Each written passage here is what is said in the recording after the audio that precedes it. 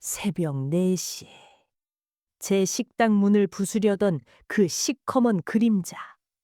저는 딸을 지키기 위해 그 흉측한 도둑놈에게 달려들었죠.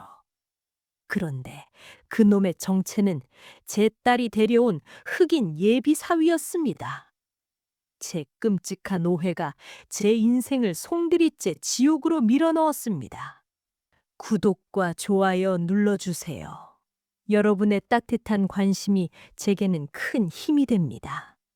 사람들은 이제 저를 보고 인상 한번 참 좋다고들 해요. 예전에는 억척스럽다는 소리만 듣고 살았는데 데이빗이 우리 식구로 들어오고 나서부터 제 얼굴에 웃음이 떠나질 않으니 그럴만도 하지요. 요즘 제 새벽 4시는 예전과 완전히 달라졌습니다. 더 이상 차가운 공포와 날선 불안에 떨며 나서는 길이 아니거든요.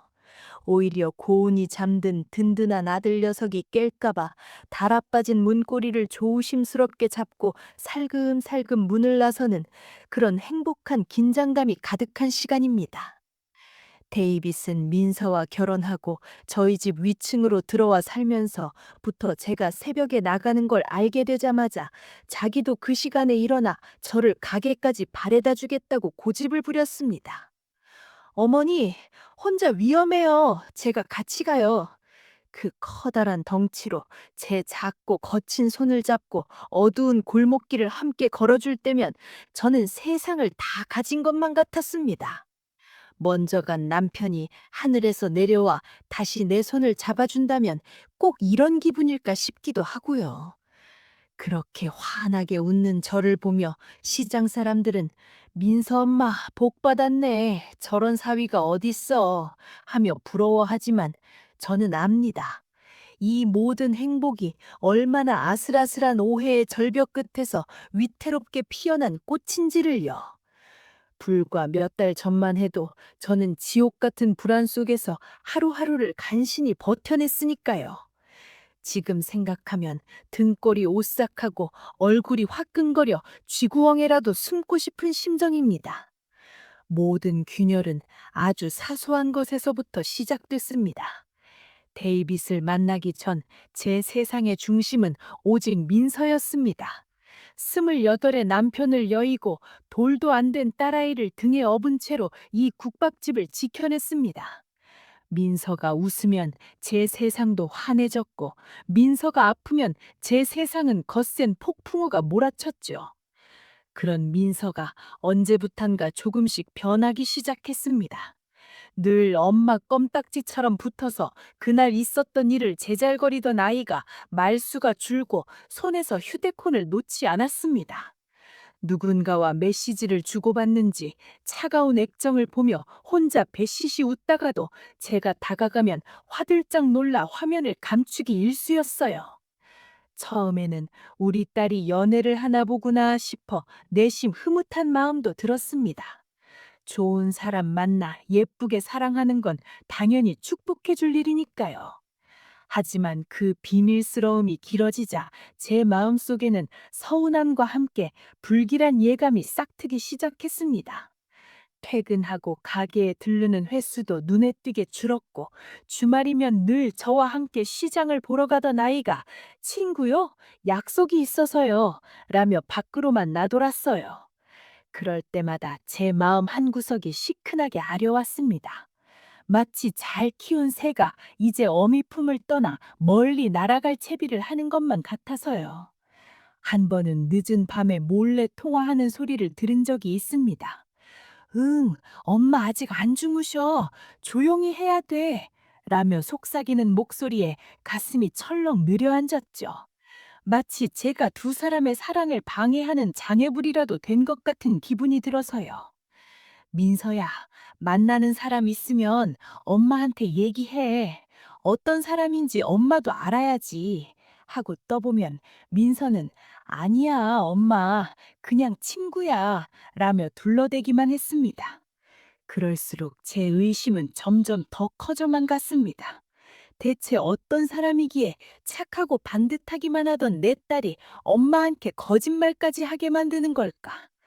어미 된 마음이란 것이 참으로 간사해서 내 자식이 만나는 사람이 혹여나 내 딸보다 못한 사람일까봐, 그래서 내 귀한 딸이 소갈이하게 될까봐 노심초사하게 되더군요. 그날은 유난히 비가 추적추적 내리던 아침이었습니다. 빗줄기가 가게 양철 지붕을 두드리는 소리가 제 심란한 마음을 대변하는 것 같았죠. 늦은 시간까지 손님이 없어 일찌감치 가게 문을 닫고 집으로 돌아왔는데 민서는 아직 돌아오지 않았습니다. 전화를 걸어보니 받지를 않더군요. 애가 달아 발만 동동 구르고 있는데 자정이 다 되어서야 현관문이 조용히 열렸습니다. 흠뻑 젖은 채로 들어서는 민서의 얼굴이 엉망이었어요. 눈가는 퉁퉁 부어 있었고 입술은 파르르 떨리고 있었죠. 너 왜 이제 와? 전화는 왜 안 닫고? 무슨 일 있었어? 제가 다그치자 민서는 아무 말 없이 제 품에 안겨 엉엉 울기만 했습니다. 한참을 울던 민서가 겨우 입을 열었습니다. 엄마, 나 다시 만나. 그 사람. 순간 제 손에 들려있던 집게가 바닥으로 떨어졌습니다. 쨍그랑 하는 소리가 유난히 크게 부엌을 울렸어요. 누구? 너 울리고 간 놈 말이야? 제 목소리가 저도 모르게 날카롭게 솟아올랐습니다. 민서는 제 눈치를 살피며 고개를 끄덕였습니다. 엄마, 그 사람이 나한테 다 사과했어. 오해가 있었던 거야. 정말 나한테 잘해주고 성실하고 좋은 사람이야. 엄마도 한번 만나보면. 만나긴 뭘 만나. 제가 버럭 소리를 질렀습니다. 한 번 내 속을 썩인 놈은 두 번, 세 번도 똑같아. 대체 어떤 놈이기에 우리 딸이 이렇게 정신을 못 차리는 거야. 당장 헤어져. 제 완고한 태도에 민서의 눈에 다시 눈물이 그렁그렁 맺혔습니다. 엄마는 보지도 않고 왜 그래? 정말 그런 사람 아니란 말이야. 내가 사랑하는 사람이라고. 사랑? 그깟 사랑이 밥 먹여주니? 너 그렇게 고생고생해서 키워놨더니 겨우 그런 놈한테 빠져서 엄마 속을 뒤집어놔? 그날 우리는 서로에게 해서는 안 될 말들까지 쏟아내며 크게 다퉜습니다. 민서는 울면서 방으로 들어가 버렸고 저는 텅 빈 거실에 홀로 남아 씩씩거렸습니다. 그리고 바로 그 순간 제 머릿속에 번개처럼 하나의 생각이 스쳐 지나갔습니다. 혹시, 혹시 새벽에 나타나는 그 시커먼 놈이 민서가 만난다는 그 놈이 아닐까? 그렇게 생각하니 모든 퍼즐 조각이 딱 맞아 떨어지는 것 같았습니다. 민서와 헤어지고 앙심을 품은 그놈이 우리 가게 주변을 맴돌며 해코지할 기회를 엿보고 있었던 거요. 그러다 민서가 다시 만나주니까 이제는 아예 대놓고 나타나서 나를 위협하고 우리 가게를 빼앗으려는 속셈인 게 틀림없습니다. 딸의 눈을 가리고 뒤에서는 이런 끔찍한 짓을 꾸미고 있었던 겁니다. 피가 거꾸로 솟은 것 같았습니다. 내 딸을 불행하게 만드는 것도 모자라 내 평생이 담긴 이 가게까지 넘본다니 절대로 용서할 수 없었습니다. 저는 결심했습니다. 오늘 기필코 저놈의 정체를 밝혀야겠다고, 끝장을 보겠다고. 저는 창고 깊은 곳에서 남편이 쓰던 묵직한 쇠파이프를 꺼내들었습니다. 조금 무서웠지만 딸과 내 가게를 지켜야 한다는 생각에 두려움 따위는 사치처럼 느껴졌습니다. 그날따라 유난히 바람이 차고 골목은 더 깊은 어둠에 잠겨 있었어요. 저는 평소보다 더 일찍 나가 담벼락 뒤에 몸을 숨기고 그놈이 나타나기만을 기다렸습니다. 쿵, 쿵, 쿵. 제 심장 소리가 온 골목에 울려 퍼지는 것만 같았어요. 이 지긋지긋한 악연을 오늘 밤 내 손으로 반드시 끊어내리라고 다짐했습니다. 저는 어둠 속에서 조용히 숨을 죽였습니다. 아니나 다를까 어둠 저편에서 익숙한 실루엣이 나타났습니다. 그놈은 여느 때처럼 제 가게 앞으로 다가왔어요. 저는 담벼락에 몸을 바짝 붙이고 숨을 죽였습니다. 쿵, 쿵, 쿵. 제 심장 소리가 온 골목에 울려 퍼지는 것만 같았어요. 사내는 한참 동안 가게 앞을 서성이더니 갑자기 주변을 휙휙 둘러보기 시작했습니다. 저는 저도 모르게 몸을 움츠렸어요. 들킨 건가? 심장이 멎는 것 같았습니다. 다행히 사내는 반대편 골목을 확인하고는 이내 몸을 돌려 가게 출입문으로 바싹 다가섰습니다. 그리고는 들고 있던 커다란 가방을 열어 무언가를 꺼내기 시작했어요. 시커멓고 기다란 물건이었습니다. 희미한 가로등 불빛에 번뜩이는 그것을 보는 순간 제 머릿속은 하얗게 비어버렸어요. 흉기다. 저놈이 기어코 일을 저지르려는구나. 가게 문을 뜯고 들어와 모든 걸 훔쳐가거나 아니면 새벽에 올 나를 기다렸다가 더 이상 생각할 겨를이 없었습니다. 이대로 보고만 있을 수는 없었어요. 저는 쇠파이프를 쥔 손에 힘을 꽉 주었습니다. 다리는 솜처럼 후들거렸지만 딸을 지켜야 한다는 생각 하나로 버텼어요. 무슨 일이 있어도 저놈이 가게 안으로 들어가는 것만은 막아야 했습니다. 거기 너! 꼼짝 마! 저는 목이 터져라 소리를 지르며 어둠 속에서 튀어나갔습니다. 제 고함 소리에 그 사내는 화들짝 놀라며 뒤를 돌아봤어요. 그가 손에 들고 있던 쇠붙이를 제게 겨누는 것처럼 보였습니다. 그 순간 제 눈은 완전히 뒤집혔고 이성은 끊어져 버렸습니다. 이놈 자식! 저는 비명을 지르며 달려들어 손에 든 쇠파이프를 미친 듯이 휘둘렀습니다. 퍽 하는 둔탁한 소리와 함께 사내의 손에서 무언가 떨어져 나가는 것이 보였습니다. 그리고 이어진 그의 짧은 비명. 그는 팔을 감싸 쥔 채 비틀거리며 뒷걸음질 쳤습니다. 저는 거기서 멈추지 않았어요. 공포와 분노에 사로잡혀 한 번 더 파이프를 치켜들었습니다. 바로 그때였어요. 엄마, 안 돼! 제 등 뒤에서 민서의 절규에 가까운 외침이 들려왔습니다. 어떻게 알고 나왔는지 민서가 잠옷바람으로 뛰어나와 제 앞을 가로막았습니다. 그리고 제가 휘두른 파이프에 맞아 쓰러져 있는 그 사내에게 달려가 부축해 일으켰습니다. 어둠 속에서도 저는 똑똑히 보았습니다. 제 딸의 얼굴에 떠오른 절망과 공포를요. 엄마, 어떻게 이런 짓을 할 수가 있어? 민서는 울부짖으며 쓰러진 사내를 끌어안았습니다. 가로등 불빛 아래에 모자가 벗겨지며 드러난 그의 얼굴. 그건 제가 상상했던 흉악범의 얼굴이 아니었습니다. 짙은 피부색에 고풍으로 일그러졌지만 너무나도 선해 보이는 눈매를 가진 젊은 청년. 제 딸이 사랑한다던 바로 그 남자였습니다. 그의 발치에는 제가 흉기라고 생각했던 렌치와 드라이버 같은 공구들이 어지럽게 흩어져 있었습니다. 그 순간 제 손에서 쇠파이프가 툭 하고 떨어졌습니다. 온몸에 힘이 빠져나가며 그 자리에 주저앉고 말았어요. 제가 무슨 짓을 저지른 건지 그제야 깨달았습니다. 구급차가 윙윙거리며 골목으로 들어오고 동네 사람들이 창문을 열고 웅성거리는 소리가 멀리서 들려오는 것 같았어요. 저는 그저 넋이 나간 사람처럼 피를 흘리는 청년의 팔을 붙들고 오열하는 딸의 모습을 멍하니 바라볼 뿐이었습니다.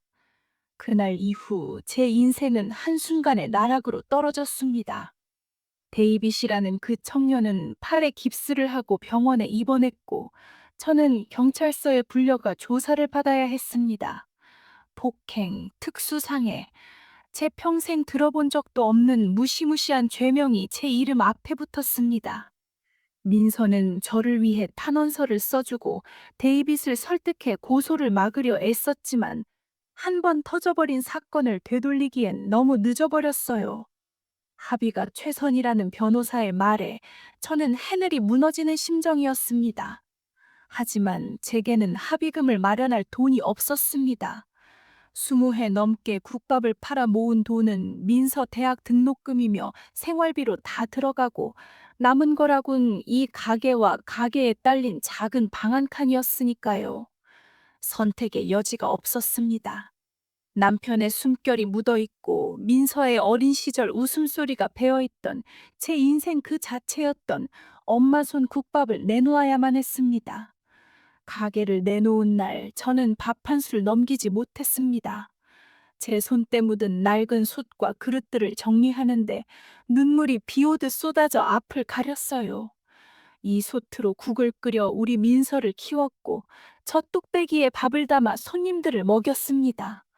모든 물건 하나하나에 제 서름과 기쁨, 땀과 눈물이 그대로 배어 있었죠. 마지막으로 간판을 내리는 날, 저는 가게 앞 길바닥에 주저앉아 어린애처럼 통곡했습니다. 엄마 손 국밥이라는 글자가 땅으로 내려오는 순간 제 인생도 함께 끝나는 것 같았어요. 가게를 판 돈으로 겨우 합의를 하고 나니 제 손에 남은 돈은 고작 몇백만 원이 전부였습니다.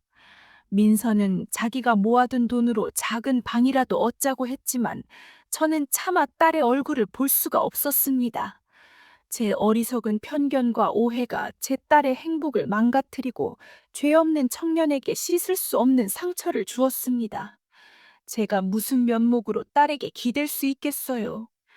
저는 민서에게 엄마는 잠시 바람 좀 쐬고 오겠다는 쪽지 한 장만 남겨두고 무작정 집을 나왔습니다. 그리고 흘러 들어간 곳이 서울 변두리에 있는 낡은 고시원이었습니다. 창문도 없는 한평 남짓한 방, 문을 열자마자 퀴퀴한 곰팡이네와 이름 모를 음식물 냄새가 코를 찔렀어요. 한 사람이 겨우 돌아 누울 만한 좁은 공간에는 얇은 매트리스 하나와 작은 책상이 전부였어요. 그곳이 앞으로 제가 살아갈 세상의 전부였습니다. 밤이 되면 고통은 더욱 선명해졌습니다. 얇은 합판벽 너머로 옆방 남자의 기침 소리, 복도를 오가는 슬리퍼 끄는 소리가 밤새도록 들려왔어요. 잠을 이룰 수가 없었습니다. 등에 베기는 얇은 매트리스와 찬기가 올라오는 차가운 바닥에 누워서 눈을 감으면 지난 세월이 영화처럼 스쳐 지나갔습니다.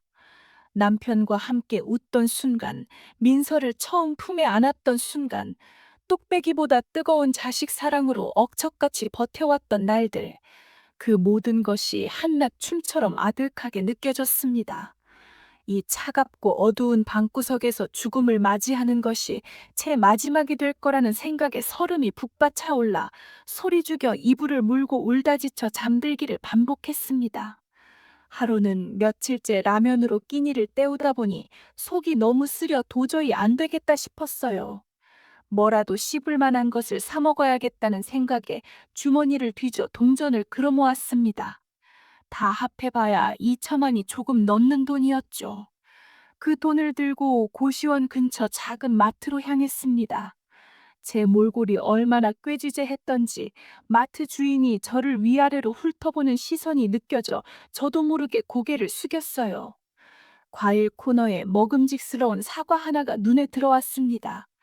비타민이라도 보충하면 좀 나을까 싶어 가격표를 보니 1,500원이었습니다. 큰맘 먹고 사과 하나를 집어 계산대로 가져갔습니다. 그런데 이게 웬일입니까? 제가 가진 돈을 전부 탈탈 털어 계산대 위에 올려놨는데 100원이 모자라는 거예요. 아주머니, 100원 모자라는데요? 젊은 계산원의 무심한 한마디가 비수처럼 가슴에 꽂혔습니다. 제 뒤로는 사람들이 길게 줄을 서 있었고 그들의 짜증스런 시선이 제 등 뒤에 따갑게 느껴졌습니다. 얼굴이 불타는 것처럼 화끈거렸습니다. 아, 죄송합니다. 그냥, 그냥 안 살게요. 저는 거의 울먹이는 목소리로 말하며 사과를 내려놓고 돌아섰습니다. 단돈 100원이 없어서 그 흔한 사과 하나를 사지 못하고 돌아서야 하는 제 신세가 너무나도 처량했습니다. 마트를 빠져나와 골목길에 주저앉아 한참을 울었습니다. 평생 남에게 아쉬운 소리 안 하고 내 힘으로 떳떳하게 살아왔다고 자부했는데 이렇게 비참하게 무너질 줄은 꿈에도 몰랐습니다. 또 한 번은 이런 일도 있었어요.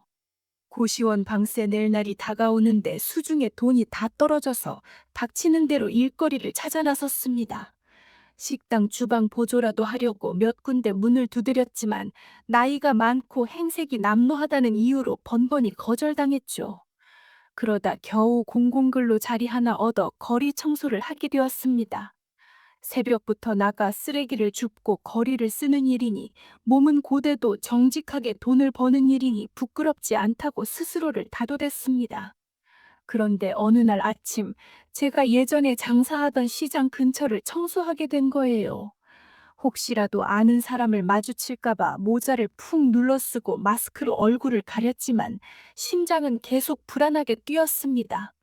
한참 빗자루질을 하고 있는데 저 멀리서 익숙한 얼굴이 보였습니다. 예전 제 가게 단골이었던 떡집 사장님이었어요. 그분은 저를 보지 못하고 옆 사람과 웃으며 이야기를 나누며 걸어오고 있었습니다. 저도 모르게 빗자루를 내팽개치고 근처 전봇대 뒤 쓰레기 봉투 더미 뒤로 몸을 숨겼습니다. 심장이 터질 것처럼 뛰고 숨이 막혔어요. 냄새나는 쓰레기 더미 뒤에 웅크리고 앉아 그분이 제 앞을 지나가기만을 숨죽여 기다렸습니다. 예전에는 "사장님, 오늘 국밥 맛이 끝내줘요" 하며 엄지를 치켜줬던 그분 앞에서 지금의 이 초라한 모습을 보일 자신이 없었습니다. 그분이 지나가고 한참 뒤에야 저는 쓰레기 더미 뒤에서 기어 나올 수 있었습니다. 온몸에선 시큼한 쓰레기 냄새가 났고 눈에선 뜨거운 눈물이 흘러내렸습니다. 내 인생이 어쩌다 이 쓰레기 더미 같은 신세가 되어버렸을까? 남이 남긴 음식물 쓰레기만도 못한 존재가 되어버린 것 같아 견딜 수가 없었습니다. 그날 밤 저는 꽁꽁 얼어붙은 몸을 휴대폰 화면에 뜬 짧은 문장이 저를 붙잡은 유일한 동아줄이었습니다. 엄마, 어디야? 보고 싶어. 딸의 메시지였습니다. 그 6글자가 까만 강물 속으로 끝없이 추락하던 저를 현실로 건져 올렸어요. 민서가 나를 찾고 있었어요. 이 못난 엄마를, 죄인인 엄마를 내 딸이 기다리고 있었습니다. 제가 여기서 모든 걸 놓아버리면 홀로 남을 우리 딸은 어떡하라고? 제가 무슨 짓을 하려던 걸까요? 정신이 번쩍 들었습니다. 다리에 힘이 풀려 그 자리에 주저앉았지만 생각은 그 어느 때보다 또렷해졌습니다. 민서를 만나야 했어요. 만나서 무릎 꿇고 빌어야 했습니다. 미안하다고, 엄마가 다 잘못했다고, 그리고 다시는 어리석은 생각하지 않겠다고, 어떻게든 살아서 네 곁을 지키겠다고 약속해야만 했습니다. 저는 휘청거리는 몸을 일으켜 세웠습니다. 어디로 가야 할지 막막했지만 일단 걸어야 했어요. 민서에게 전화를 걸 용기는 차마 나지 않았습니다. 그저 "엄마 갈게. 금방 갈게." 하고 답장을 보낸 뒤 무작정 익숙한 동네 방향으로 걷기 시작했습니다. 그날따라 밤 공기는 칼날처럼 차가웠고 하늘에서는 금방이라도 비가 쏟아질 듯 먹구름이 낮게 깔려 있었습니다. 한강 다리를 벗어나 낯선 도로에 접어들자 쌩쌩 달리는 차들의 헤드라이트 불빛이 어지럽게 눈을 찔렀습니다. 며칠을 굶준 속은 쓰렸고 얼어붙은 몸은 사시나무 떨듯 떨려왔어요. 지갑에는 차비는커녕 100원짜리 동전 하나 남아있지 않았습니다. 걸어가야만 했어요. 얼마나 걸릴지, 내 몸이 버텨줄 수 있을지 알 수 없었지만 가야만 했습니다. 한 걸음 한 걸음 발을 떼는 것이 마치 천근만근의 쇳덩이를 옮기는 것 같았습니다. 남편이 죽고 식당을 떠맡아 20해 넘게 새벽 찬 공기를 맞으며 걸었던 그 길이 제 인생의 고단함이었다면 지금 이 길은 지옥으로 향하는 길처럼 멀고 고통스러웠습니다. 무릎 관절이 제 주인을 원망하듯 삐걱거렸고 낡은 신발 밑창으로 축축한 냉기가 파고들어 발가락의 감각을 앗아갔습니다. 숨이 턱끝까지 차올라 몇 번이나 길가에 웅크리고 앉아 가쁜 숨을 몰아 쉬어야 했어요. 그때마다 휴대폰을 열어 민서의 메시지를 보고 또 보았습니다. "엄마, 보고 싶어." 그 글자들이 저를 다시 일으켜 세우는 유일한 힘이었습니다. 얼마나 걸었을까요? 빗방울이 하나둘 얼굴 위로 떨어지기 시작했습니다. 처음에는 가늘게 흩날리던 비는 이내 장대비가 되어 온 세상을 집어삼킬 듯 쏟아져 내렸습니다. 우산도 없는 저는 속수무책으로 비를 맞을 수밖에 없었어요. 얇은 외투는 금세 축축하게 젖어들었고 빗물은 머리카락을 타고 흘러내려 눈과 입으로 스며들었습니다. 차가운 빗물이 제 몸의 온기마저 모조리 빼앗아가는 것 같았어요. 이가 딱딱 부딪히고 온몸이 오한에 떨려왔습니다. 하지만 멈출 수는 없었습니다. 낯선 동네의 휘황찬란한 네온사인 불빛이 빗물 고인 아스팔트 위에서 번져나갔습니다. 사람들은 모두 제 갈 길을 재촉했고 비에 젖은 생쥐꼴로 절뚝이며 걷는 저를 이상한 눈으로 쳐다보았지만 아무도 신경 쓰지 않았어요. 저 역시 그들의 시선 따위는 안중에도 없었습니다. 오직 민서를 만나야 한다는 생각뿐이었어요. 그때 주머니 속 휴대폰이 다시 한번 짧게 울렸습니다. 민서에게서 온 두 번째 메시지였어요. 주소 하나가 찍혀 있었습니다. 제가 알지 못하는 시내 중심가에 있는 큰 병원의 주소였어요. 심장이 쿵 하고 내려앉았습니다. 병원? 왜 병원이지? 설마 우리 민서 무슨 일이라도 생긴 건가? 온갖 불길한 상상이 머릿속을 헤집었습니다. 저는 남은 힘을 쥐어짜 다시 걷기 시작했어요. 아니, 거의 뛰다시피 했습니다. 절뚝이는 다리가 원망스러웠지만 아픔을 느낄 겨를도 없었어요. 몇 시간을 걸었는지 혹은 얼마나 뛰었는지 기억나지 않아요. 온몸은 비와 땀으로 번벅이 되었고 폐는 터질 것처럼 아파왔습니다. 마침내 저 멀리 주소에 적혀있던 병원의 하얀 간판이 눈에 들어왔을 때 저는 거의 탈진 직전이었습니다. 병원 로비로 비틀거리며 들어서자 따뜻한 공기가 저를 감쌌지만 제 몸의 떨림은 멈추지 않았습니다. 바닥에는 제가 걸어온 길을 따라 흙탕물 자국이 흥건하게 남아 있었어요. 안내 데스크로 다가가 덜덜 떨리는 목소리로 물었습니다. 박민서라는 사람 혹시 여기 입원했나요? 제 행색을 위아래로 훑어보던 간호사가 컴퓨터를 두드리더니 고개를 갸웃했습니다. 박민서라는 환자는 없는데요? 가슴이 철렁했습니다. 그럼 이 주소는 대체 뭐지? 제가 거의 울상이 되어 말했어요. 제가 분명히 딸이 여기 있다고. 그때 옆에 있던 다른 간호사가 무심하게 말했습니다. 아, 박민서 씨요? 환자분은 아니고 보호자실에 자주 와요. 702호 데이비드 씨 보호자요. 데이비드. 그 이름을 듣는 순간 제 머리를 망치로 한 대 얻어맞은 것 같았어요. 온몸에 피가 차갑게 식는 기분이었어요. 저는 아무 말도 못하고 간호사가 알려준 7층으로 향했습니다. 엘리베이터 안, 거울에 비친 제 모습은 사람이 아니었습니다. 헝클어진 머리, 핏기 없이 파랗게 질린 얼굴, 흙탕물로 얼룩진 낡은 옷, 마치 지옥에서 막 기어나온 아기귀의 모습이었죠. 702호 병실 문 앞에 섰을 때 저는 차마 문을 열 수가 없었습니다. 문틈으로 새어나오는 희미한 불빛 너머에 무엇이 있을지 두려웠어요. 심호흡을 몇 번이고 한 뒤 저는 떨리는 손으로 조심스럽게 문고리를 잡고 아주 살짝 문을 열었습니다. 그리고 그 틈으로 보이는 병실 안 풍경에 저는 숨 쉬는 것조차 잊어버리고 말았습니다. 침대 위에는 데이비드가 누워 있었습니다. 발에는 여전히 깁스를 하고 있었고 얼굴은 제가 마지막으로 보았을 때보다 훨씬 더 수축해져 있었어요. 그리고 그 침대 옆 가니가니 의자에 제 딸 민서가 몸을 웅크린 채로 잠들어 있었습니다. 얼마나 잠을 못 잤는지 민서의 얼굴은 반쪽이 되었고 눈 밑에는 검은 그림자가 짙게 내려와 있었어요. 딸의 손은 잠든 와중에도 데이비드의 손을 꼭 잡고 있었습니다. 그 순간 제가 깨달은 겁니다. 제가 고시원 골방에서 제 처지를 비관하며 죽음까지 생각하는 동안 제 딸은 홀로 이 모든 것을 감당하고 있었던 겁니다. 죄 없는 청년을 간호하고 병원비를 마련하기 위해 얼마나 애를 썼길라요. 제 계좌로 보내오던 돈은 어쩌면 자기 밥까지 굶어가며 마련한 돈이었을지도 모릅니다. 이 모든 비극이 나 때문에 시작되었는데 저는 도망치기에만 급급했던 못난 어미였습니다. 눈앞이 하얘지고 손발이 얼음장처럼 차가워졌습니다. 저는 차마 병실 안으로 들어가지도 않고 그렇다고 돌아설 수도 없어 그 자리에 못 박힌 듯 서 있어 눈물만 뚝뚝 흘렸습니다. 그때 인기척을 느낀지 민서가 부스스 눈을 떴습니다. 그리고 문틈에 서 있는 저를 발견하고는 아이의 눈이 동그랗게 커졌습니다. 민서는 잠시 아무 말도 못하다가 이내 소리 없이 눈물만 흘리며 제게로 다가왔습니다. 그리고는 저를 와락 끌어안았습니다. 엄마 맞지? 어디 갔어? 너 얼마나 걱정했는데. 딸의 가녀린 어깨가 가늘게 떨리고 있었습니다. 저 역시 딸을 부둥켜 안고 목 놓고 울었습니다.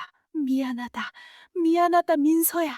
이 말밖에는 할 수가 없었습니다. 한참을 울던 민서가 제 손을 잡고 병실밖 복도로 이끌어 토었습니다. 그리고는 충격적인 이야기를 털어놓기 시작했습니다. 데이비드의 부모님은 미국에 계셔서 한국에는 연고가 하나도 없었고, 그래서 민서가 유일한 보호자 역할을 하고 있었다고 했습니다. 낮에는 회사에 다니고 밤에는 병원에서 데이비드를 간호하고 주말에는 아르바이트까지 하며 병원비를 대고 있다는 것이었습니다. 제 딸은 이미 어른이 되어 있었는데 저만 그걸 모르고 있었던 겁니다. 엄마, 이제 그만 나 자신을 용서해. 엄마가 일부러 그런 거 아니잖아. 다 오해였고 사고였어. 데이비드도 엄마 절대 원망 안 해. 딸의 위로에 제가 고개를 들 수가 없었습니다. 그런데 민서의 다음 말이 제 심장을 후벼 팠습니다. 나 이제 또 가봐야 돼. 일하러. 일? 주말 아르바이트는 끝났다며. 이 시간에 어딜 또 가? 민서는 차마 제 눈을 마주치지 못하고 고개를 숙였습니다. 그 모습에 불길한 예감이 엄습했어요. 제가 다그쳐 묻자 민서는 아주 작은 목소리로 대답했습니다. 강남에 있는 한 라운지 바에서 서빙 일 해. 돈을 많이 준다고 해서. 뭐? 그런데 네가 왜 가? 병원비가 너무 많이 나왔어, 엄마. 데이비드 수술비랑 치료비 때문에 돈을 빌렸는데 갚아야 돼. 누구한테 돈을 빌렸기에 그런 험한 데까지 가서 일을 해? 민서는 입술을 깨물며 망설였습니다. 저는 딸의 어깨를 붙잡고 흔들며 소리쳤습니다. 말해, 민서야. 대체 누구야? 그러자 민서의 참았던 눈물이 다시 터져 나왔습니다. 엄마, 기억나? 예전에 내가 비 오는 날 울면서 들어왔던 거? 그때 헤어졌다던 그 사람한테 빌렸어. 그 순간 제 머릿속의 모든 회로가 끊어지는 것 같았습니다. 내 딸을 울렸던 그놈, 내가 데이비드라고 오해했던 그놈, 모든 불행의 시작이었던 그놈에게 돈까지 빌렸다는 말입니까? 그 사람이 그 라운지바 사장이야. 자기가 돈 빌려주는 대신 자기 가게에서 일하면서 갚으라고 했어. 피가 거꾸로 솟았습니다. 분노로 온몸이 부들부들 떨렸어요. 그놈은 내 딸의 약점을 쥐고 흔들며 내 딸을 자기 소굴로 끌고 들여 착취하고 있었던 겁니다. 모든 원흉은 바로 그놈이었습니다. 그 가게, 어디야? 제 목소리는 얼음장처럼 차갑게 가라앉아 있었습니다. 민서는 안 된다며 제 팔을 붙잡았지만 저는 그 손을 뿌리치고 돌아섰습니다. 지금 제 눈에는 아무것도 보이지 않았습니다. 오직 내 딸을 지옥으로 몰아넣은 그 악마 같은 놈의 얼굴만이 어른거렸습니다. 민서가 울면서 알려준 상호명을 머릿속에 새기고 저는 다시 빗속으로 뛰어들었습니다. 이번에는 절뚝이는 다리의 고통도 뼛속까지 스미는 추위도 느껴지지 않았습니다. 오직 지옥불 같은 분노만이 제 몸을 이끌고 있었습니다. 택시를 잡아 탈 돈도 없었지만 상관없었어요. 지나가는 택시를 막아 세우고 기사님께 사정했습니다. 기사님, 제가 돈이 한 푼도 없습니다. 하지만 제 딸 인생이 걸린 일입니다. 저기까지만 태워주시면 제가 내려서 어떻게든 돈을 구해다 드리겠습니다. 제발 부탁입니다. 제 흉측한 몰골과 절박한 목소리에 기사님은 잠시 망설이더니 아무 말 없이 문을 열어주었습니다. 차가운 가죽 시트에 몸을 기대자 그제야 긴장이 풀리며 눈물이 다시 쏟아졌습니다. 저는 그저 오해와 편견에 사로잡혀 죄 없는 청년에게 상처를 주고 도망친 죄인이었습니다. 하지만 그놈은 달랐습니다. 그놈은 처음부터 끝까지 제 딸을 이용하고 괴롭힌 악마였습니다. 오늘 내 인생이 여기서 끝장나는 한이 있더라도 그놈만큼은 내 손으로 지옥에 끌고 들어가야만 했습니다. 화려한 네온사인이 번쩍이는 강남의 유흥가 한복판. 택시에서 내리자마자 민서가 말했던 그 라운지바의 간판이 눈에 들어왔습니다. 빗속에서도 번쩍이는 그 불빛이 마치 악마의 눈처럼 느껴졌습니다. 저는 비에 젖어 축 늘어진 옷매무새를 가다듬을 생각도 하지 않고 그대로 가게 안으로 성큼성큼 걸어 들어갔습니다. 가게 안은 딴 세상이었습니다. 은은한 조명, 값비싸 보이는 가구들, 시끄러운 음악 소리와 사람들의 웃음소리가 뒤섞여 제 귀를 때렸습니다. 입구에 서 있던 직원이 저를 막아섰습니다. 아주머니, 여긴 어떻게 오셨어요? 이런 데 오실 분이 아닌 것 같은데? 그 말을 무시하고 저는 소리쳤습니다. 너, 박민서라고 알아? 우리 딸. 네가 우리 딸한테 무슨 짓을 했는지 네 입으로 직접 말해봐. 이 악마 같은 놈아. 제 말에 남자의 눈썹이 한번 꿈틀했지만 그는 이내 비웃음을 지으며 말했습니다. 아, 민서 씨 어머니셨나? 어쩐지 행색이 꼭 닮으셨네. 근데 무슨 오해가 있으신가 본데 제가 민서 씨한테 뭘 어쨌다고 이러십니까? 그 가증스러운 말투에 이가 갈렸습니다. 오해? 오해? 네가 우리 딸 마음 갖고 장난치고 힘들 때 돈 몇 푼 빌려준 걸로 노예처럼 부려먹고 있는 걸 내가 모를 줄 알아? 제 고함에 주변 손님들이 웅성거리기 시작했습니다. 그러자 남자가 표정을 굳히며 낮은 목소리로 위협했습니다. 아주머니, 말 조심하시죠. 여긴 영업장입니다. 자꾸 이러시면 업무방해로 경찰 부를 겁니다. 경찰? 불러, 이놈아. 어디 경찰이 아니라 하늘이 무섭지 않으냐? 어떻게 사람의 탈을 쓰고 그런 짓을 할 수가 있어? 우리 딸이, 우리 민서가 너 때문에 어떤 고통을 겪었는지 알아? 저는 그동안 참아왔던 모든 울분을 토해냈습니다. 그 남자는 제 기세에 잠시 주춤하는 듯 했지만 이내 다시 비열한 미소를 지으며 말했습니다. 고통이라. 글쎄요. 그건 나한테 할 소리가 아닌 것 같은데요. 따님을 진짜 고통스럽게 만든 건 제가 아니라 바로 아주머니 아니십니까? 뭐라고? 내가 다 들었는데.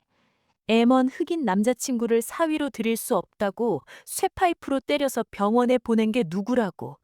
그 합의금 없어서 쩔쩔매는 딸한테 돈 빌려준 게 누군데 이제 와서 나한테 악마라고 하십니까? 내가 보기엔 아주머니가 진짜 악마 같은데? 그의 말은 비수가 되어 제 심장에 정확히 박혔습니다. 제 가장 아픈 곳, 제 가장 큰 죄를 아무렇지도 않게 들쑤시는 그 잔인함에 숨이 턱 막혔습니다. 주변 사람들의 수근거리는 소리가 귓가에 울렸습니다. 저 아주머니가 사람을 팼대. 그러고 보니 꼴이 말이 아니네. 모든 것이 무너져 내리는 기분이었습니다. 하지만 저는 여기서 무너질 수 없었습니다. 제 죄는 제가 짊어지고 갈 몫이지만 이놈의 죄를 덮어줄 수는 없었습니다. 저는 눈물을 삼키고 그의 멱살이라도 잡을 듯이 달려들며 악을 썼습니다. 그래, 나 죄인이다. 내가 죽일 년이야. 하지만 너 같은 놈하고는 달라. 나는 내 딸 지키려다 실수한 거고 넌 처음부터 우리 딸을 이용해 먹으려고 작정한 쓰레기잖아. 네가 우리 딸한테 한 짓 내가 다 밝혀낼 거야. 세상 사람들이 다 알게 할 거라고. 밝혀?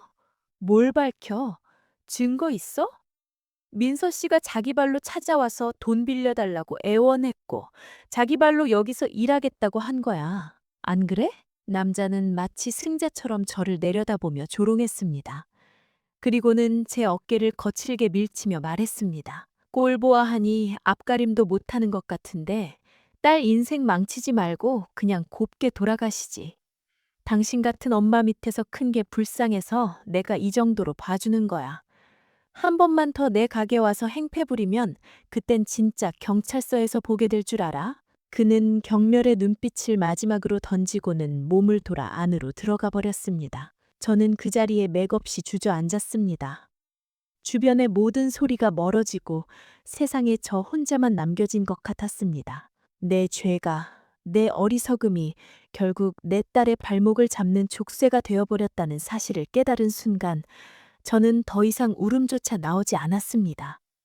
그저 텅 빈 눈으로 악마가 사라진 그 어두운 가게 안쪽을 노려볼 뿐이었습니다. 가게 직원의 손에 이끌려 밖으로 내팽겨졌을 때 저는 비에 젖은 몰골로 쏟아지는 빗속에 무릎을 꿇고 한동안 일어나지 못했습니다. 온몸이 흠뻑 젖어 추위에 떨고 있었지만 그것보다 더한 마음의 한기가 뼛속까지 파고들었어요. 그래, 그놈 말이 맞았습니다.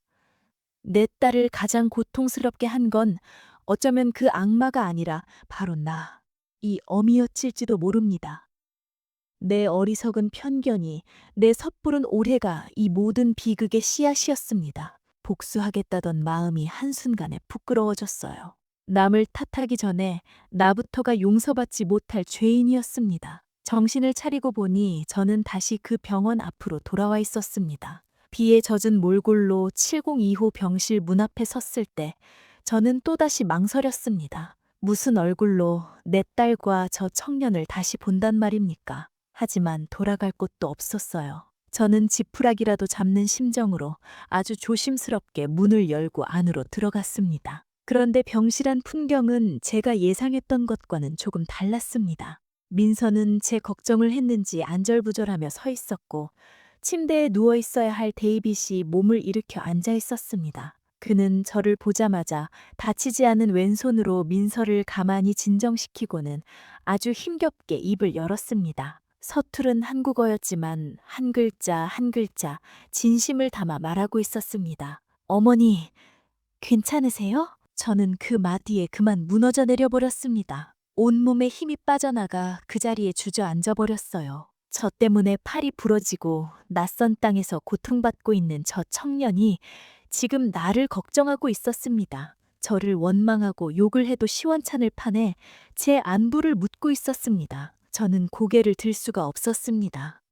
그저 바닥에 엎드려 죄송합니다. 죄송합니다. 그 말만 짐승처럼 되뇌이며 울었습니다. 그때였습니다. 민서가 저를 부축해 일으키려는데 데이빗이 침대에서 내려와 제 앞에 아주 천천히 무릎을 꿇는 것이 아니겠어요? 저는 너무 놀라 울음도 있고 그를 쳐다봤습니다. 그는 고개를 숙인 채 여전히 서툴지만 분명한 목소리로 말했습니다. 어머니, 제가 잘못했습니다. 진작 찾아뵙고 정식으로 인사드렸어야 했는데 무섭게 해드려서 죄송합니다. 민서, 사랑하는 거 허락받고 싶었습니다. 그래서 매일 갔습니다. 어머니께 잘 보이고 싶어서 가게에 뭐가 고장난 거 있으면 고쳐드리고 싶어서요. 제가 가진 기술이 그것뿐이라서요. 그 발끝에 흩어져 있던 렌치와 드라이버가 그제야 다시 떠올랐습니다. 그는 흉기를 들고 있었던 게 아니었어요. 제게 잘 보이고 싶다는 그저 순수한 마음 하나로 서툰 진심을 표현하려 했던 겁니다. 매일 새벽 4시, 그는 제 가게의 낡은 환풍기 소리를 듣고 덜컹거리는 출입문을 보고 그걸 고쳐주려고 매일같이 공구를 들고 찾아왔던 것입니다. 그 시커멓고 기다란 물건은 환풍기 날개를 닦으려던 긴 소리였고요. 모든 오해가 풀리는 순간 저는 심장이 갈기갈기 찢어지는 것 같았습니다. 이 선량한 청년의 진심을 저는 제 더러운 편견의 눈으로 멋대로 재단하고 난도질했습니다. 저는 아무 말도 하지 못하고 그저 데이빗의 얼굴만 바라보며 눈물만 흘렸습니다. 그러자 데이빗이 환하게, 정말 천사처럼 환하게 말했습니다. 이제 괜찮습니다. 어머니 마음 다 이해합니다. 저라도 제 딸 저 같은 놈 데려오면 놀랐을 겁니다. 그러니까 어머니, 이제 그만 우세요. 민서가 어머니 때문에 너무 많이 울었습니다. 그 말을 듣는 순간 저는 결심했습니다. 내 복수심, 내 죄책감, 내 자존심 같은 건 아무것도 아니었습니다. 가장 중요한 건 바로 내 딸의 행복이었습니다. 이 착한 청년의 미소를 지켜주는 것이 제가 이 세상에 태어나 해야 할 마지막 소임이라는 것을 깨달았습니다. 저는 떨리는 손으로 데이빗의 손을 잡고 민서의 손을 잡았습니다. 그리고 두 아이의 손을 마주잡게 해주었습니다. 그것이 제가 할 수 있는 유일한 속죄이자 최선의 선택이었습니다. 그 악마 같은 남자에 대한 복수심은 눈 녹듯 사라졌습니다. 그런 자에게 내 남은 인생을 허비하기엔 내 딸과 이 청년의 사랑이 너무나도 소중했습니다. 그로부터 5년의 세월이 흘렀습니다. 저는 지금 예전에 제 가게가 있던 시장 골목어귀 아주 작은 가게의 주방에서 국밥을 끓이고 있습니다. 가게 이름은 엄마손 국밥이 아니에요. 삐뚤빼뚤한 글씨로 쓰인 작은 나무 간판에는 이렇게 적혀 있답니다. 데이빗의 뚝배기. 가게를 팔고 받은 합의금과 남은 돈, 그리고 민서와 데이빗이 열심히 모은 돈을 합쳐 작은 가게를 다시 열었어요. 물론 예전처럼 큰 가게는 아니지만 지금 이 작은 공간이 저는 세상에서 가장 따뜻하고 행복한 곳이라고 생각합니다. 어머님, 깍두기 다 떨어졌어요. 새로 꺼내주세요. 주방 입구에서 저를 부르는 저 듬직한 청년이 바로 제 사위 데이빗입니다. 이제는 한국말도 제법 늘어서 손님들과 농담도 곧잘 주고받는답니다. 5년 전 그 끔찍했던 사고 이후 데이빗은 민서의 곁에서 헌신적으로 사랑을 지켰고 저희는 결국 한 가족이 되었습니다. 데이빗은 낮에는 자동차 정비소에서 기술자로 일하고 저녁에는 이렇게 가게로 와서 저와 민서를 돕습니다. 서빙을 하고 굳은 일을 도맡아 하는 사위의 넓은 등을 보고 있으면 저는 지금도 가끔 눈시울이 붉어지곤 해요. 저렇게 착한 아이를 내 손으로 해칠 뻔했다는 생각에 아찔하면서도 그런 사위를 얻은 제 복이 과분하게 느껴져서요. 소문으로는 그 악마 같던 남자의 가게는 얼마 못 가 망했다고 하더군요. 다른 사람에게도 비슷한 수법으로 사기를 치다가 결국 쇠고랑을 찼다는 얘기도 들려왔습니다. 그 소식을 전해 들었을 때 제 마음은 이상하리만치 평온했어요. 미움도 분노도 통폐함도 없었습니다. 그저 사람은 죄 지은 대로 벌을 받고 선하게 산 사람은 복을 받는다는 아주 평범한 진리를 다시 한번 깨달았을 뿐입니다. 할머니, 할머니, 저 왔어요. 가게 문이 열리며 제 눈에 넣어도 아프지 않을 작은 천사가 뛰어들어 옵니다. 까만 곱슬머리에 초콜릿색 눈동자, 제 사위를 꼭 빼닮은 제 손녀 하나입니다. 민서가 퇴근하며 어린이집에서 데리고 온 것이죠. 저는 국자를 내려놓고 달려나가 제 허리를 감싸 안는 손녀를 번쩍 안아 올렸습니다. 아이의 뺨에 입을 맞추면 세상 모든 시름이 다 사라지는 것 같아요. 참 긴 이야기였죠. 제 인생의 가장 부끄럽고 아팠던 부분을 여러분께 전부 들려드렸네요.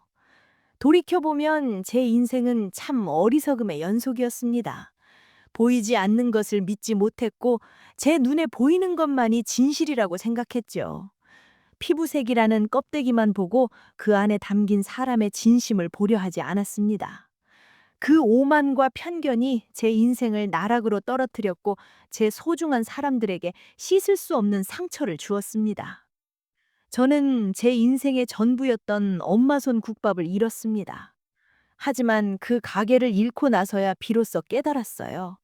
진짜 제 인생의 재산은 낡은 가게 간판이나 달아빠진 솥단지가 아니었다는 것을요. 바로 제 딸 민서의 웃음, 그리고 저를 어머님이라 부르며 따르는 사위의 진심, 제 품에 안겨 재롱을 부리는 이 작은 손녀, 돈으로는 절대 살 수 없는 이 사람들이야말로 제 인생의 전부이자 가장 큰 재산이었습니다. 혹시 지금 저처럼 힘든 시간을 보내고 계신 분이 있나요? 세상에 나 혼자만 남겨진 것 같고 내일이 오는 것이 두려운 분이 계신가요? 그렇다면 부디 제 이야기를 기억해 주세요. 하늘은 스스로 돕는 자를 돕는다는 말이 있잖아요. 저는 그 말을 한강다리 위에서 제 딸이 보낸 문자 6글자로 배웠습니다. 그 문자가 저를 살렸지만 결국 그 차가운 강물에서 제 두 발로 걸어 나온 것은 저 자신이었습니다. 아무리 춥고 어두운 길이라도 살아야겠다는, 내 소중한 사람 곁으로 돌아가야겠다는 의지 하나만 있다면 길은 반드시 열리더군요. 그리고 또 하나, 진심은 언젠가 반드시 통한다는 것입니다. 제 사위 데이비처럼 말이에요. 그 서툴고 어눌했던 청년의 진심을 제가 좀 더 빨리 알아차렸더라면 저희는 그토록 아픈 시간을 겪지 않아도 됐을 겁니다. 여러분의 곁에도 혹시 서툰 방식으로 진심을 전하고 있는 사람이 있지는 않나요? 겉모습이나 배경에 가려 그 사람의 진짜 마음을 놓치고 있지는 않은지 한 번쯤 돌아보셨으면 좋겠습니다. 이제 저는 더 이상 과거에 얽매여 울지 않습니다. 매일 아침 눈을 뜨면 제 곁에 있는 소중한 가족들에게 감사하고 뜨끈한 국밥 한 그릇을 정성껏 말아 손님들에게 내어드릴 수 있음에 감사합니다. 이 소박한 행복을 지키기 위해 저는 앞으로도 열심히 살아갈 겁니다. 할머니, 뽀뽀! 아이고, 우리 강아지. 제 이야기는 이제 여기서 마쳐야겠네요. 저를 부르는 저 사랑스러운 목소리에 대답해 주러 가야거든요. 지금까지 제 긴 이야기를 들어주셔서 정말 고맙습니다. 부디 여러분의 오늘 하루도 뚝배기 속 국밥처럼 뜨끈하고 행복하시기를 진심으로 바라겠습니다. 혹시 이 이야기를 들으며 여러분 마음속에 떠오른 한 사람이 있지는 않으셨나요? 겉모습이나 오해 때문에 미처 진심을 알아주지 못했던 누군가 말이에요. 그 사람이 누구였는지, 혹은 이 이야기에서 가장 마음에 남은 한 장면이 무엇인지 댓글로 조용히 남겨주세요. 여러분의 이야기도 누군가에게는 오늘을 버티게 해주는 따뜻한 국밥 한 그릇이 될지도 모르니까요.